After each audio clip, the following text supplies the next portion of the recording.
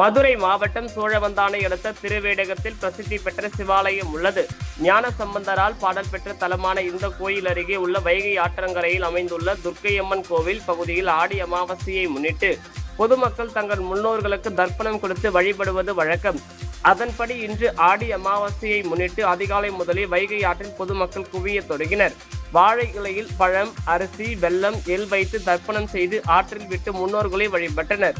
இதனைத் தொடர்ந்து அங்குள்ள ஏலவார் குழலி ஏடகநாதர் கோவிலில் பொதுமக்கள் நீண்ட வரிசையில் காத்திருந்து சுவாமி தரிசனம் செய்தனர்.